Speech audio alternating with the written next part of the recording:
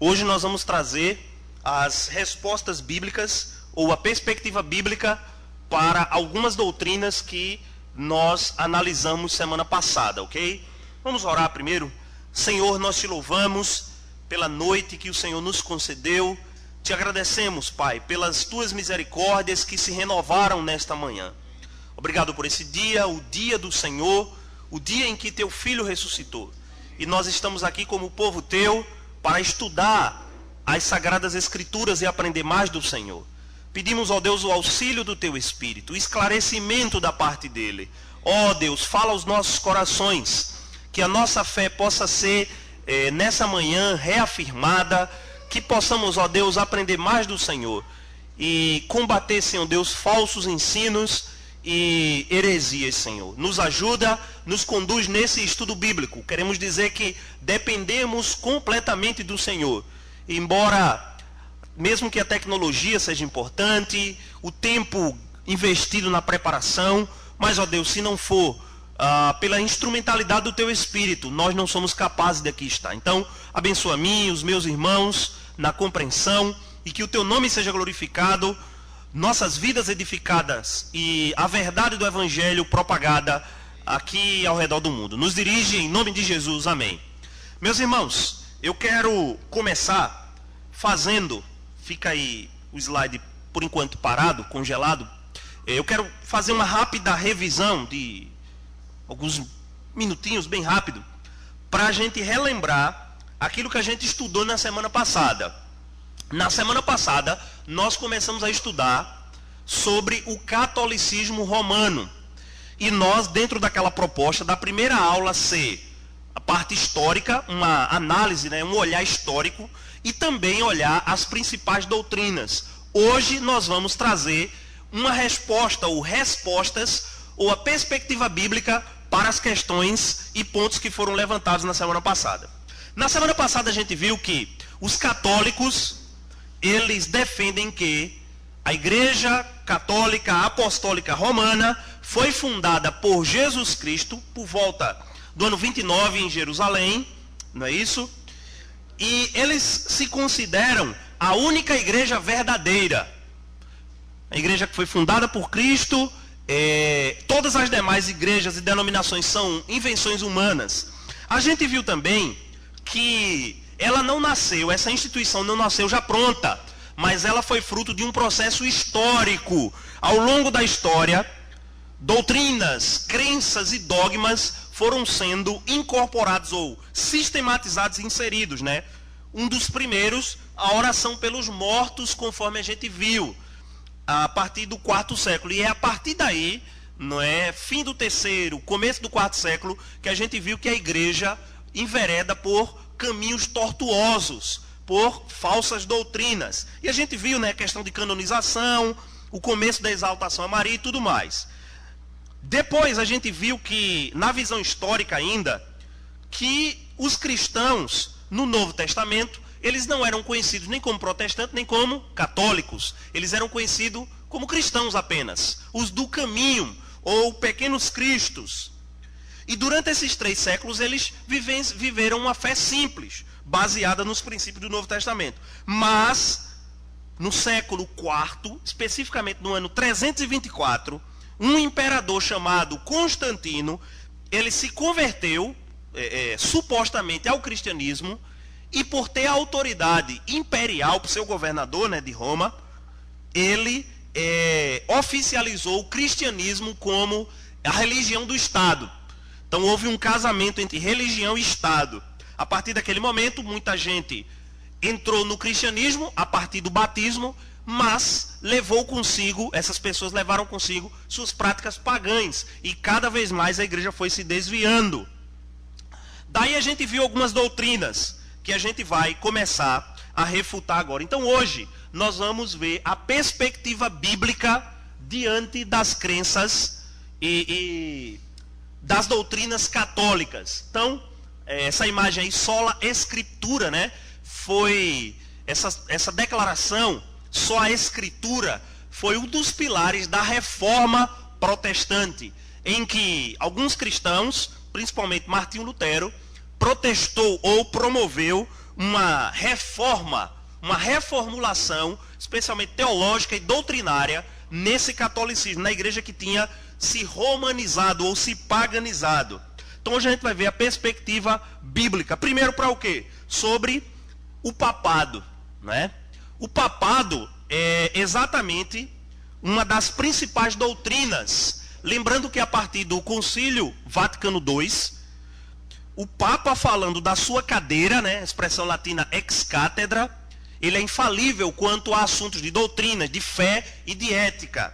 Então, a gente viu que o Papa, ele é o supremo cabeça da igreja e que Pedro foi o primeiro Papa. Essa é uma das declarações. A gente vai rebater também a questão da infalibilidade e se o Papa é o vigário de Cristo. Então, vamos lá. A gente vai fazer o seguinte, a gente vai trabalhar em equipe. Eu preciso da ajuda dos irmãos e irmãs para a leitura desses textos. Aí você vai abrindo em diferentes textos. Onde você encontrar, você pode levantar a mão e, por favor, você vai lendo. Quando eu enunciar o texto, aí, por favor, você vai lendo para a gente ganhar tempo, tá bom? Para a nossa aula fluir de forma interativa. Então, vamos lá. A Igreja Católica ensina que o Papa é o líder supremo, né? É o sumo pontífice. A gente viu que pontífice é exatamente aquele que constrói pontes entre os homens e Deus. Então vamos lá, vamos ver o que é que a Bíblia diz. Primeiro Mateus 16, verso 18. Quem pode ler, por favor?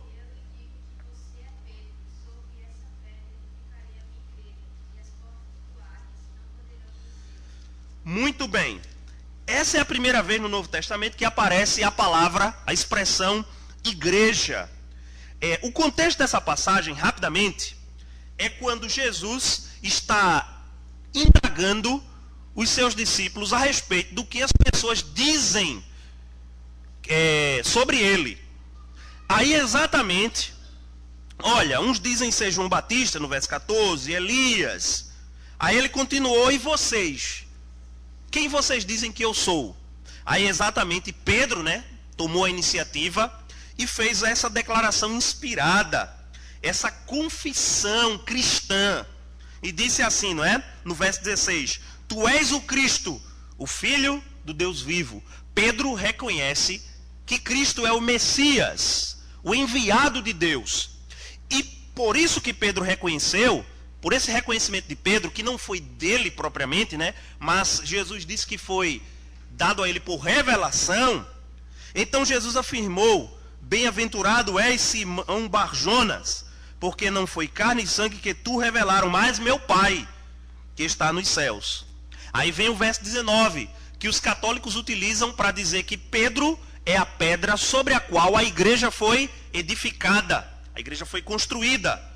Por conta disso que Pedro diz. Então, também eu te digo, tu és Pedro, sobre esta pedra edificarei a minha igreja, e as portas do inferno não prevalecerão contra ela.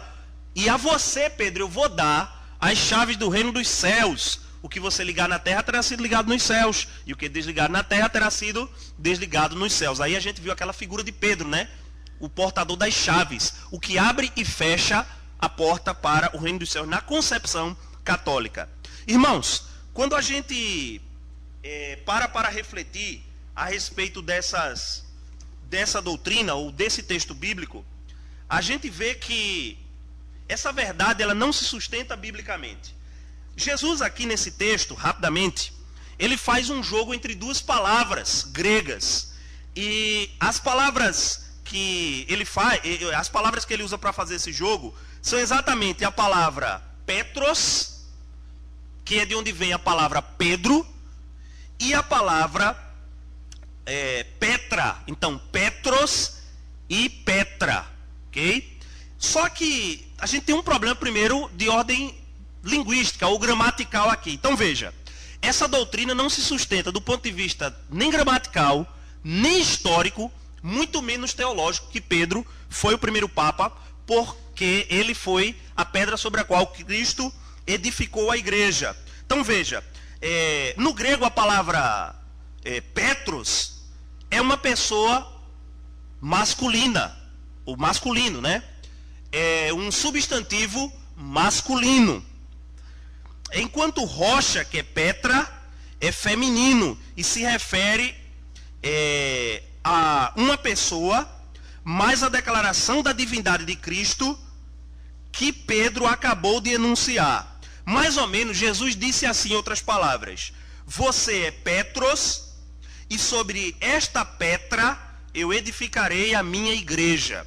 Petros é pedras pequenas, pedregulhos, fragmento de pedra. Será que Jesus iria edificar a sua igreja sobre um fragmento de pedra? Sobre uma pequena pedra? Enquanto Petra é uma rocha, um recife rochoso. Então, exatamente, Jesus está dizendo que sobre a rocha ele edificaria a sua igreja. Ou seja, por causa dessa declaração de Pedro, ou em cima dessa declaração de Pedro, que Jesus era o Cristo, o Messias, Jesus disse: a minha igreja vai ser fundamentada em cima dessa sua declaração. Quando a gente analisa o Antigo Testamento, essa questão da rocha, em momento nenhum a rocha era usada para se referir a pessoas. A rocha era usada para se referir à pessoa de Deus, para indicar a sua firmeza, o seu caráter íntegro, né? O seu caráter inabalável. Então veja, essa declaração, ela não se sustenta biblicamente, né? Então aí a gente já começa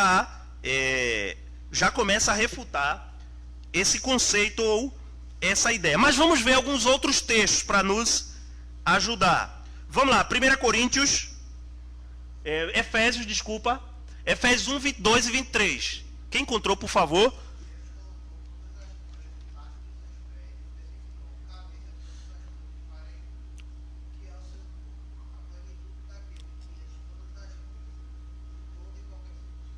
De acordo com o apóstolo Paulo, escrevendo aos Efésios, quem é o cabeça da igreja? Cristo.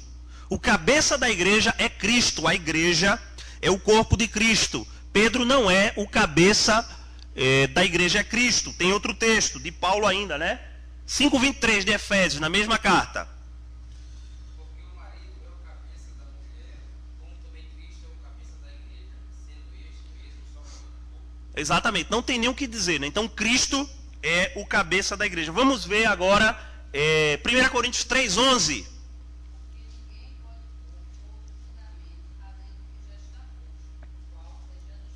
Então, quem é o fundamento sobre o qual a igreja foi construída?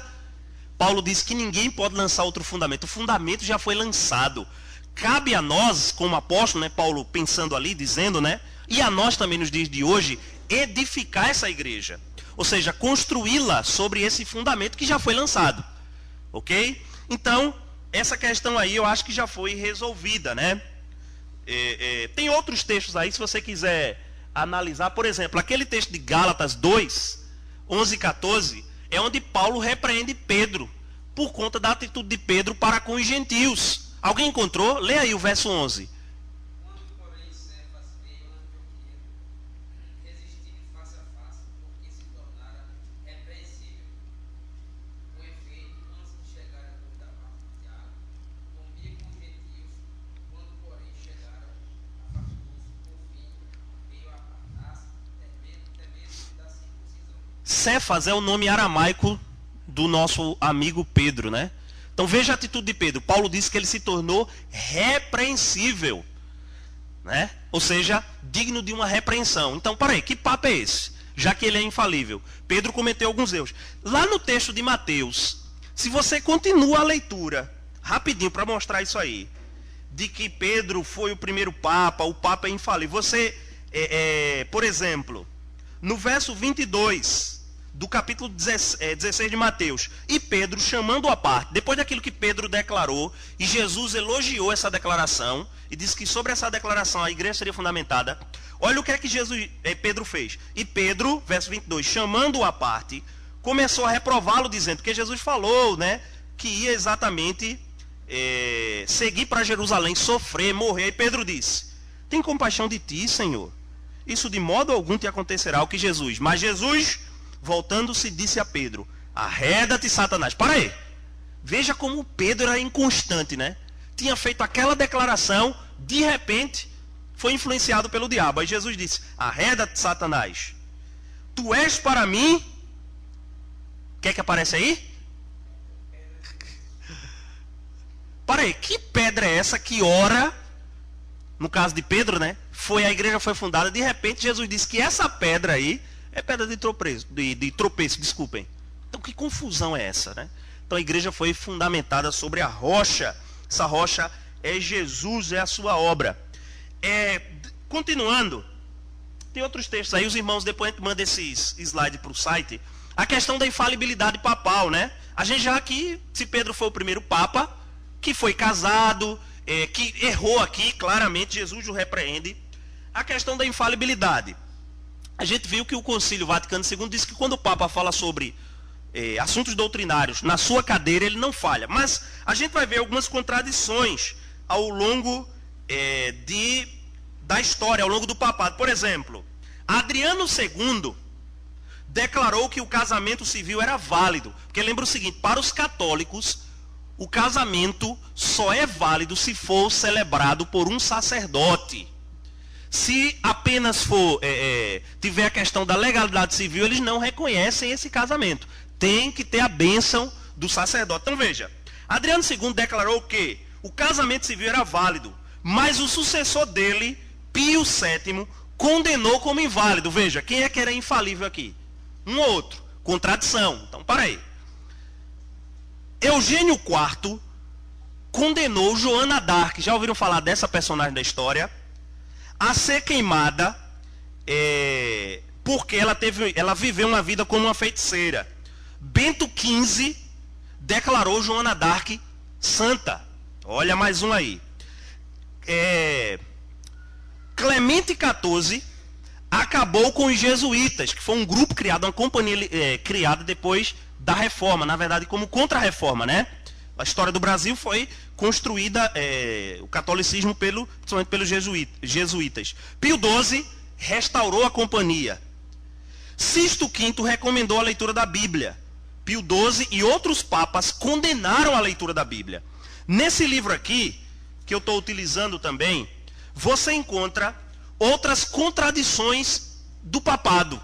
Um afirmando uma coisa, outro lá na frente afirmando outra. Então veja, o Papa não é infalível. Ele erra, ele comete falhas. E essa questão da infalibilidade papal é um dos pilares que sustenta o catolicismo. Que o Papa não falha. E o que ele fala, a partir daquele momento, passa a ser verdade. Mas isso nem se sustenta biblicamente, nem historicamente, por conta dessa contradição. O Papa é o vigário de Cristo. Isso não faz sentido. Ou representante, né, o substituto de Cristo. Biblicamente e ministerialmente, quem substituiu Cristo foi o Espírito Santo, que também é um intercessor, né? Enquanto Jesus intercede pelas questões legais, à direita de Deus nos céus, o Espírito Santo intercede por questões da nossa realidade aqui desse mundo, né? E ele está conosco, ele também é o Consolador, mas também é um intercessor, ele intercede por nós, né? Orando, né? Consertando as nossas orações, nos ensinando a orar, enfim, então isso aí não se sustenta. Então essa questão do Papa já foi uma das coisas que a gente trabalhou aqui. O Papa não é, ou seja, ele não é infalível. Pedro não foi o primeiro Papa, em momento nenhum. Pedro, na sua carta, 1 Pedro capítulo 5, ele vai dizer: rogo aos presbíteros, eu igualmente presbíteros. Biblicamente, depois dos apóstolos, os dois títulos de oficiais da igreja são presbíteros e bispos, havendo também diáconos, né? Mas quem pastoreava e cuidava das igrejas eram presbíteros e bispos. Só que ao longo da história, o título ou o cargo de bispo foi se destacando, e o bispo de Roma se destacou até o presente momento. Na sequência, o segundo assunto que a gente viu foi a questão aí tem essa declaração, né, que a gente já viu. Jesus Cristo é o cabeça da igreja e o fundamento sobre o qual ela foi fundada. Agora, vamos ver a questão da autoridade, fonte de autoridade. A gente viu que os católicos, eles consideram 3 fontes de autoridade. Primeiro, as Sagradas Escrituras, a tradição católica e a própria igreja. Veja só, quando a gente reflete sobre isso, a gente vê, por exemplo, textos como Marcos 7, 8, 9 e 13. O que é que diz aí? Esses 3 versos, por favor. Sobre a questão da tradição. Porque para eles a tradição está no mesmo pé de igualdade que a Bíblia. Às vezes suplanta a Bíblia. O que é que diz? Primeiro o verso 8.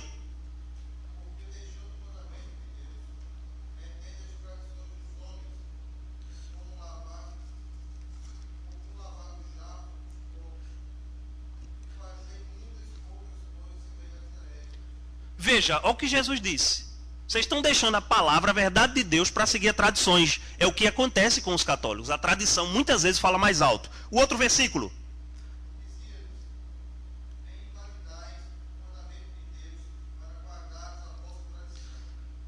Veja só. A gente não precisa nem ler o outro texto. Deuteronômio 4:2. Alguém encontrou? Deuteronômio 4:2. E um outro.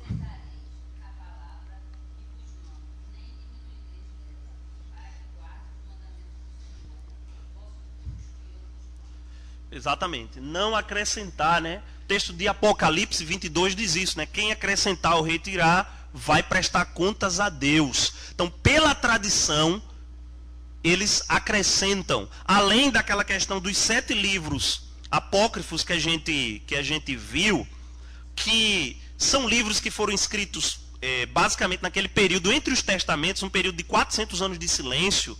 E são livros que, quando você analisa, eles possuem erros, contradições históricas.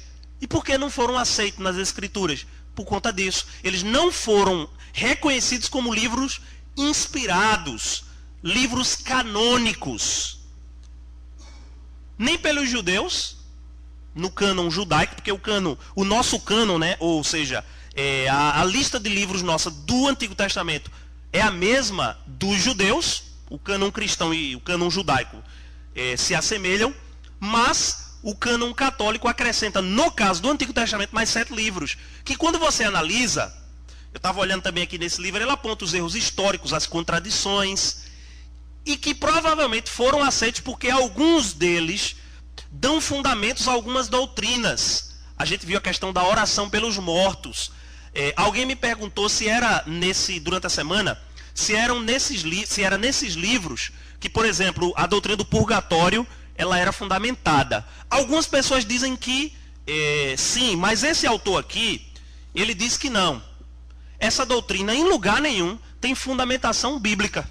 Nem mesmo nos apócrifos, quando você vai analisar. Mas algumas doutrinas, como a gente viu a oração pelos mortos, se sustenta em um versículo lá. Então, provavelmente, por conta disso, é que esse é das razões, esses livros foram aceitos, né? Esses 7 livros. Então, veja, para nós, as Escrituras, elas são a autoridade final.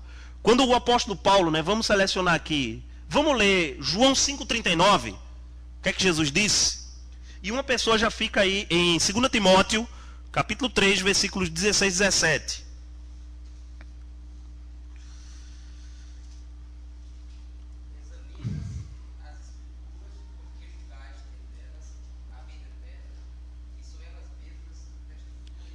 Exatamente. Jesus nos incentiva a examinar, a analisar as Escrituras, porque elas falam de Cristo.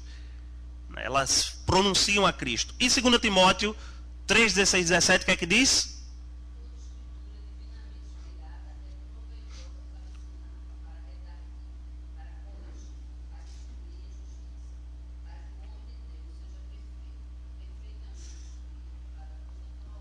Então veja, para nós as Escrituras são inspiradas. Isso elas provêm da boca do próprio Deus. Sendo elas inspiradas, elas são autoritativas, elas são a autoridade em assuntos doutrinários, em assuntos éticos, em assuntos teológicos.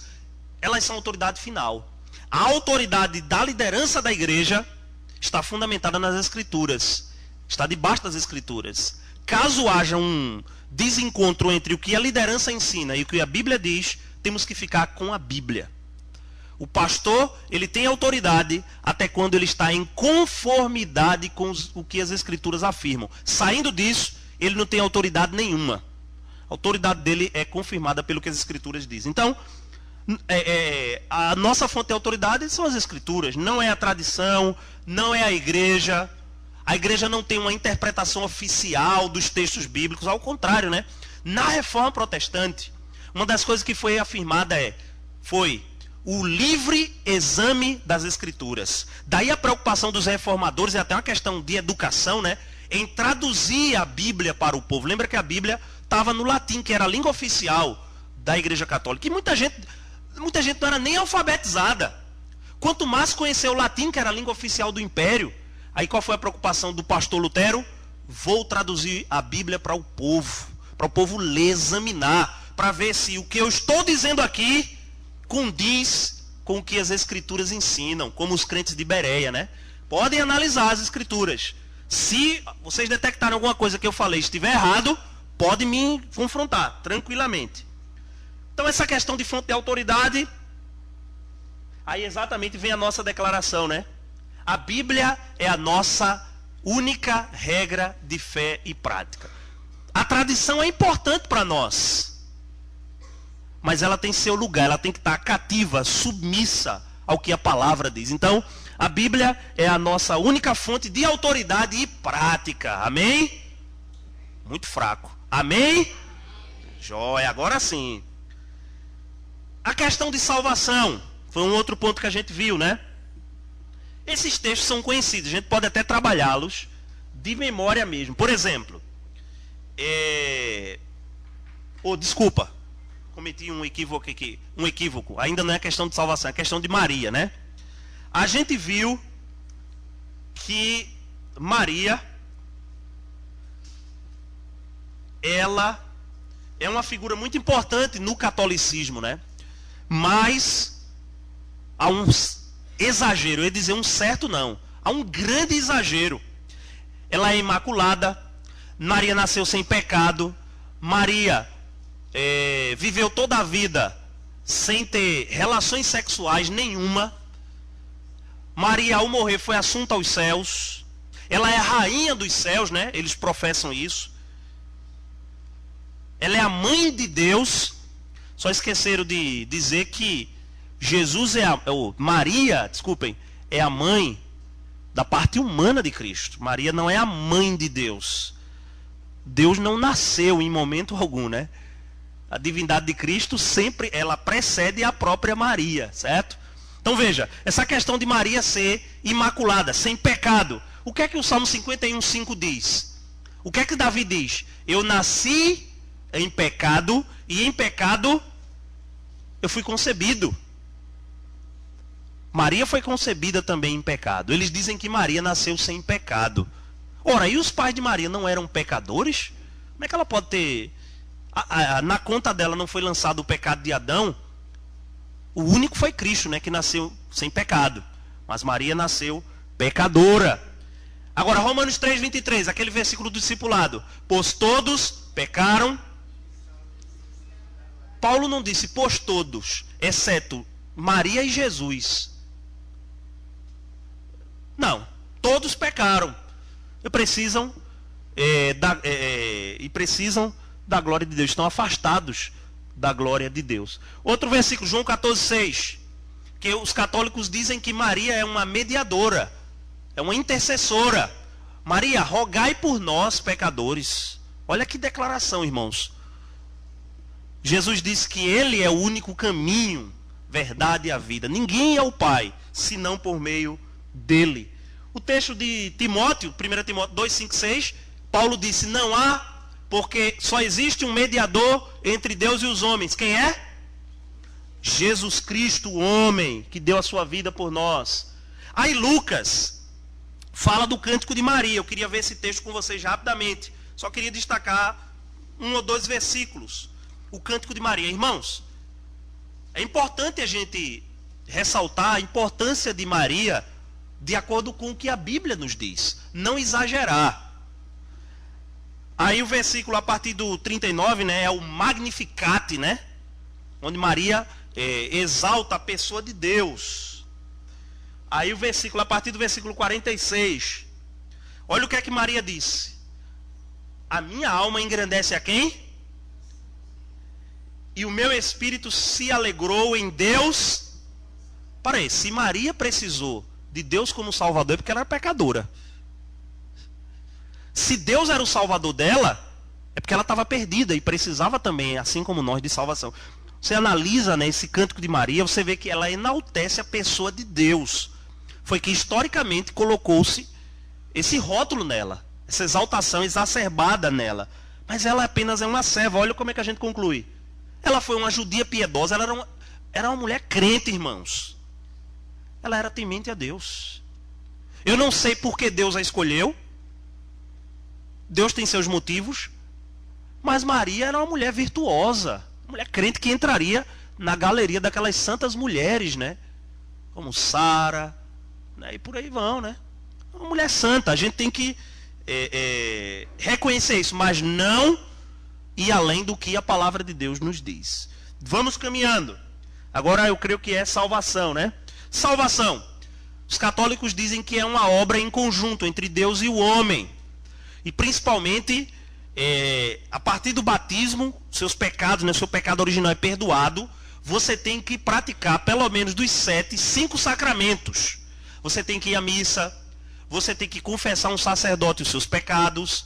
Você tem que participar da Eucaristia, penitências. E quando você morre, tem que ir um sacerdote para ministrar sobre você a extrema unção. Porque senão vai ser complicado, né? Então veja, sobre salvação. A Bíblia nos diz em Efésios 2, 8, 9. É clássico esse. Todo crente tem que conhecer esse texto. Porque pela graça, mediante a fé. Isto, essa obra de salvação não vem de vocês. É dom, é presente de Deus. Não é pelas obras, porque daí a gente ia se gloriar. Para que ninguém se glorie, como diz o texto. Então, salvação, o homem não participa em nada. É como se Deus preparasse tudo, aí chega o homem com o pecado. É a única coisa com a qual o homem chega. Contribui, vamos dizer assim, negativamente para a questão da salvação com o pecado. E com nada mais, né? Outro texto é Tito, que diz que nós fomos... vamos abrir lá nesse texto? Para eu não mencioná-lo aqui de forma equivocada. Tito, capítulo 3, né? 4 e 5, diz assim a palavra de Deus. Quando, porém, se manifestou a benignidade de Deus, nosso Salvador, e o seu amor para com todos, aí Paulo diz assim, não por obras de justiça praticada por nós, mas segundo sua misericórdia, segundo sua misericórdia, ele nos salvou. Não foi por obra, irmãos, mediante o lavar regenerador e renovador do Espírito Santo. Aí Romanos, né? Porque essa doutrina foi uma doutrina da questão da justificação pela fé, fundamental para nós rompermos com a Igreja Católica. A justificação pela fé somente. Paulo vai dizer isso. Nós somos justificados pela fé somente, na pessoa e na obra de Cristo. Não há méritos em nós. Então o que é que a gente afirma sobre isso? Sobre a questão da salvação? Nós afirmamos que salvação é pela graça. A fé é o meio, é o instrumento pela qual nós nos apropriamos dessa salvação. E essa fé é produzida no coração do pecador pelo próprio Deus. Deus capacita o pecador. Deus dá a fé para que o pecador possa se apropriar da graça da salvação.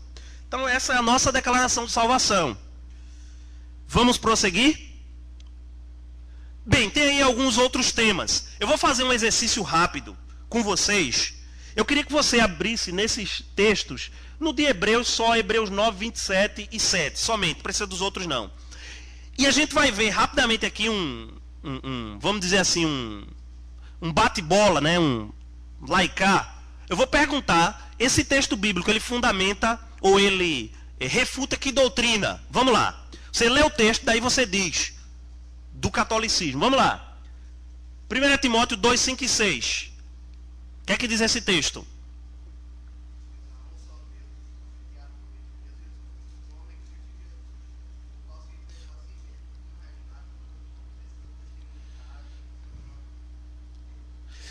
Esse versículo poderia ser usado para combater quais doutrinas católicas? Que Maria é mediadora, o que mais? Tem mais coisa aí. O Papa, como sendo representante, né? Não só o Papa, mas tem mais coisa aí. Vamos cavar mais. Eu não posso dar a resposta não, vocês têm que pensarem. O que mais? Maria é corredentora também, que a gente viu. O que mais?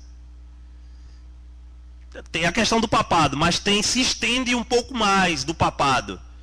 Seria o sacerdócio católico. Ou seja, os sacerdotes católicos, eles fazem esse ministério de mediação entre os fiéis e Deus. E a Bíblia diz que o único mediador entre nós e Deus é Jesus. Veja, os sacerdotes tomam esse lugar de Cristo. Por isso que algumas confissões de fé históricas dizem que o Papa é o anticristo. Por exemplo, a de Westminster. Ou seja, o Papa é uma expressão do anticristo. Ele usurpa, ele toma o lugar de Cristo, ele está no lugar de Cristo. Vamos ver outro texto. 1 Pedro 2, 5, 9, 10. O que é que diz?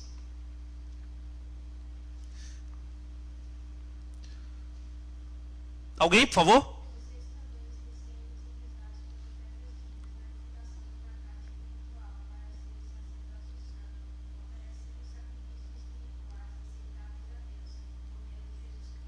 E aí, esse texto pode ser usado para refutar quais outras doutrinas que a gente falou aqui?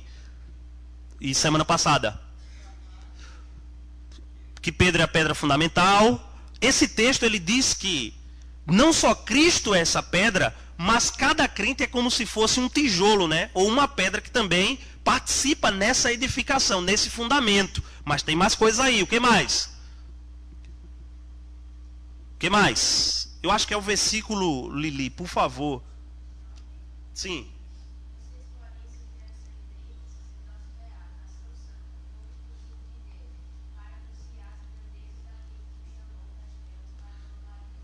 E aí? Vocês são sacerdócio real. Você pode combater o quê? Que doutrina? O sacerdócio católico. Que dizem, quando você analisa a teologia, a liturgia, é praticamente o coração do catolicismo, é a questão, a compreensão deles do sacerdócio. Por exemplo, esse autor, ele compreende dessa forma, que o sacerdócio é o ponto fundamental na teologia católica, porque a missa, ela é uma expressão disso. O que é a missa? Eles vão dizer aqui, irmãos, que a missa é uma repetição sistemática do sacrifício de Cristo. Pergunte a um católico se pode haver missa sem a Eucaristia. Ele vai dizer, então não é missa. Pode ter sido qualquer coisa, missa não é não. Ou seja, o sacrifício de Cristo. E veja que no catolicismo, os fiéis, eles participam dessa Eucaristia. Porém, há uma restrição. Só o sacerdote, o padre, é que toma do cálice. Os fiéis não tomam. É um pecado grave, viu? Ai do fiel que tomar o cálice. Só o sacerdote toma o cálice. Por quê? Porque só ele é sacerdote. Os fiéis são os leigos, né? Lembra dessa distinção que o catolicismo legou? O laicado, que é o povo, e o sacerdócio, essa divisão entre o clero e o que é laico, e o povão. Pergunte a um católico se os crentes são sacerdotes, ele vai dizer, isso é uma blasfêmia, não. Sacerdotes são os líderes, são os santos padres. Biblicamente, para nós, todo crente é um sacerdote. Todo crente pode chegar diante de Deus, pode ministrar, pode confessar os seus pecados. E os sacrifícios oferecidos são sacrifícios espirituais, de louvor, de uma vida de santidade. O Papa ainda ele representa o sacerdote, o Papa ou os padres, da antiga aliança. O povo tinha que ir até aquele sacerdote para os seus pecados serem perdoados. Mas vamos continuar, rapidinho. O texto de Hebreus 9, 27, o que é que diz? Hebreus 9, 27.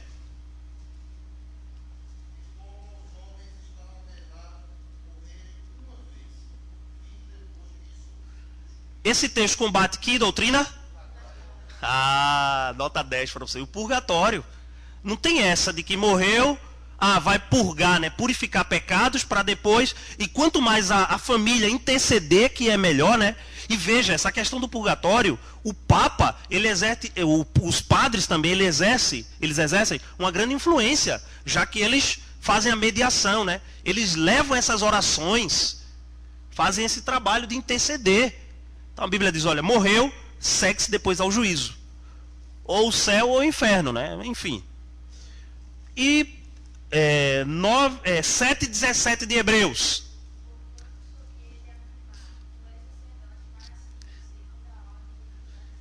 Irmãos, esse é um dos textos mais lindos das Escrituras. Hebreus é um livro.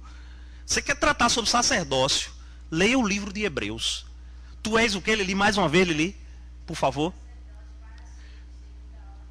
Jesus é sacerdote para sempre. O sacerdote do Antigo Testamento apenas prefigurava. Era uma figura, uma pequena expressão de um sacerdócio maior que é o de Cristo. Então, enfim.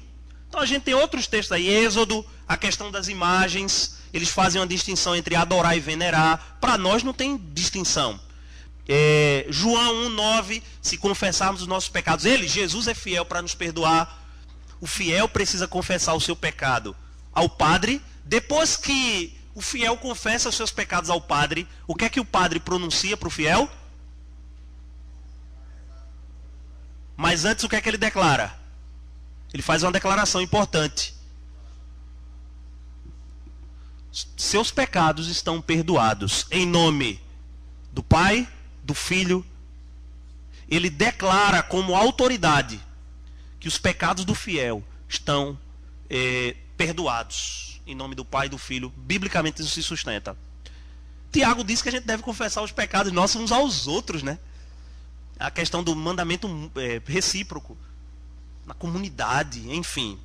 Bem, irmãos, teriam muitas mais coisas aí para a gente. Pode avançar, Neto, por favor?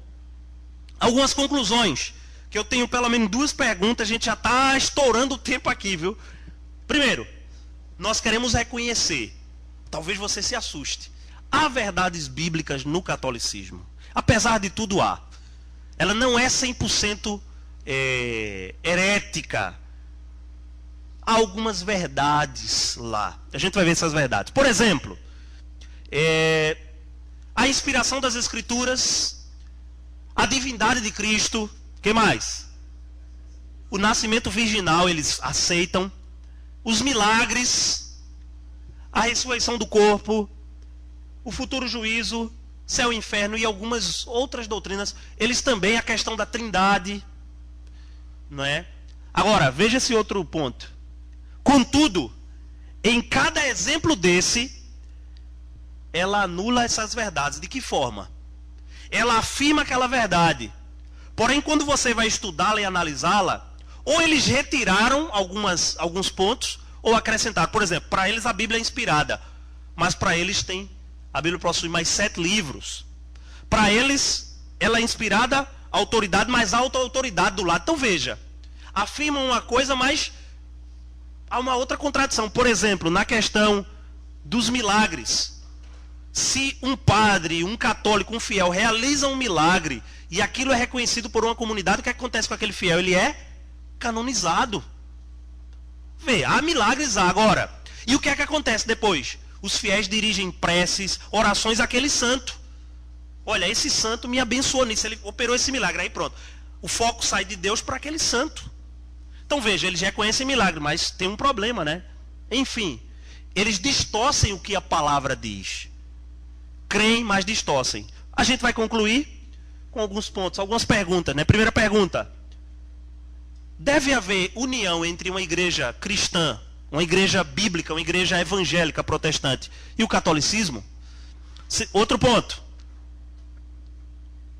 A igreja católica romana, diante do que a gente analisou, é uma igreja verdadeira? Próximo ponto. Diante de tudo que vimos, podemos dizer que não. Não são nossos irmãos, podem ser nossos amigos. Os católicos nos consideram como irmãos separados, irmãos que se desviaram. Para os católicos, todos nós estamos excomungados. Sabia disso? Você é um excomungado de lá. Você se desviou, você protestou e vestiu outra camisa. Interessante que nós pensamos da mesma forma sobre eles, né? Eles que se afastaram. Nós continuamos. A reforma foi apenas um retorno à verdade pura e simples das Escrituras. Então, irmãos, o catolicismo romano pode ser considerado uma seita e uma falsa religião. Embora reconhecemos algumas contribuições do catolicismo, positivas, mas também negativas, algumas doutrinas que a gente viu, mas não é uma igreja verdadeira, não é uma igreja que é compatível com as Escrituras, não é a igreja bíblica.